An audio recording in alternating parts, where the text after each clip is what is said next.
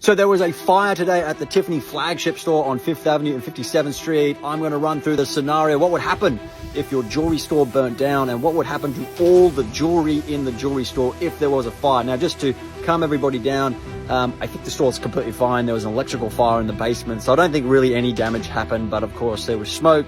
Staff were evacuated. I think everything's back to normal. The New York City Fire Department came in. But let's run through the hypothetical of what would happen if it burnt down to the ground, and what would happen to the jewelry, and what could you recover, what would you lose. I wouldn't foresee a big pool of gold on the floor after the raging inferno. I'm actually in Iceland at the moment, so hence why I'm not in the usual JPEX attire.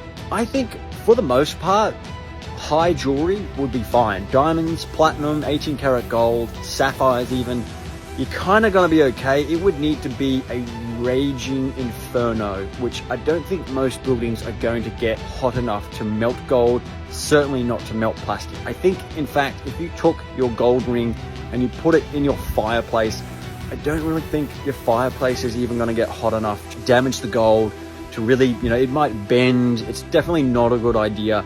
But for the most part, I think like a platinum bracelet or a platinum gold ring or a gold ring with a diamond in it, probably fine. Like, you for sure can heat an entire gold piece of jewelry or platinum piece of jewelry with the diamonds in it red hot and heat it up with your torch, because that's how you solder. You put diamonds into your jewelry, and then you can of course go back and solder. That's why we use diamonds. Sapphires, the same. Sapphires, rubies, they will all be fine. A really intense heat may change the color of sapphires. You can heat sapphires that way and you can damage the color, or you can improve the color. If the fire department came in and hosed everything down, sapphires might crack, diamonds would be fine. Everything else in the quartz family, amethyst, citrines, your lapises will crack and burn and change color. Your tiger's eye is going to change color into a darker color. Your turquoise is going to crack up and turn into a burnt color. So all of the other softer gemstones, emeralds, I'm pretty sure will be toast, but diamonds and sapphires for sure, completely fine.